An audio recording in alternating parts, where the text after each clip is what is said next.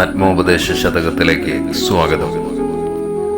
ഒരു പൊരുളിങ്കൽ അനേകമുണ്ടനേകം, പൊരുളിലൊരർത്ഥവും എന്ന ബുദ്ധിയാലെ അറിവിലടങ്ങും അഭേദമായി ഇതെല്ലാവരും അറിവീല അതിഗോപനീയമാകും.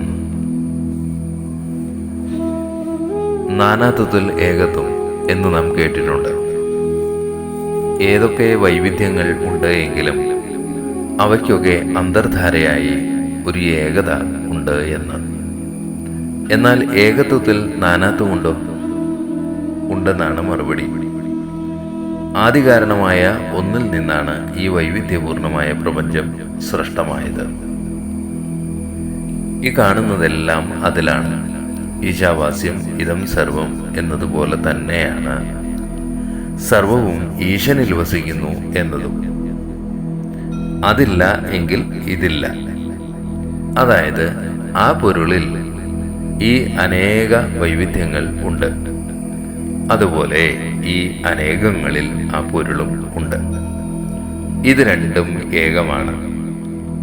ഈ അദ്വൈജ്ഞാനമാണ് നമ്മിൽ ഉദയം ചെയ്യേണ്ടത്. എല്ലാം ഒറ്റ അറിവാണ്. എല്ലാം ഒറ്റ അറിവിൽ അടങ്ങുന്നു. അപ്പോൾ അവിടെ അഭേദങ്ങളില്ല. ഒന്നൊന്നായി തൊട്ടെണ്ണും പൊരുൾ ഒടുങ്ങും. ആ അറിവിൽ എല്ലാം അസ്പന്ദമാകും. നമ്മുടെ ബുദ്ധിക്ക് ഇത് മനസ്സിലാകുന്നുണ്ട്. എന്നാൽ പ്രായോഗികതയിൽ ഇത് വരുന്നുമില്ല. അതെന്തുകൊണ്ടാണ്? കാരണം നമുക്ക് നമ്മുടെ വാസനാബന്ധങ്ങൾ അറ്റുപോയിട്ടില്ല. അതിങ്ങനെ ഇന്ദ്രിയങ്ങൾ, മനസ്സ്, ശരീരം, ബുദ്ധി, അഹങ്കാരം എന്നിവയിൽ ചുറ്റിക്കറങ്ങുകയാണ്. അവയുടെ മധുരവും കയ്പും കുടിച്ച് രസിച്ചുകൊണ്ടിരിക്കുകയാണ്. ഈ കെട്ട് അഴിഞ്ഞാൽ മാത്രമേ നാം സ്വതന്ത്രരാകൂ.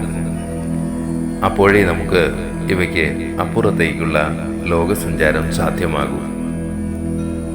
അതിനാൽ ഗുരു പറയുന്നു, ഈ അറിവ് അത്യന്തം രഹസ്യമാണ്, അതിഗോപനീയം.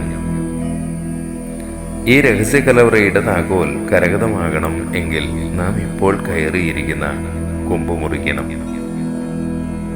മലമുകളിലേക്ക് പാടുപെട്ട് ഉരുട്ടി കയറ്റിയ കല്ലുകളെല്ലാം താഴേക്ക് ഉരുട്ടിവിട്ട് സ്വതന്ത്രരായി ചിരിക്കാറാകണം.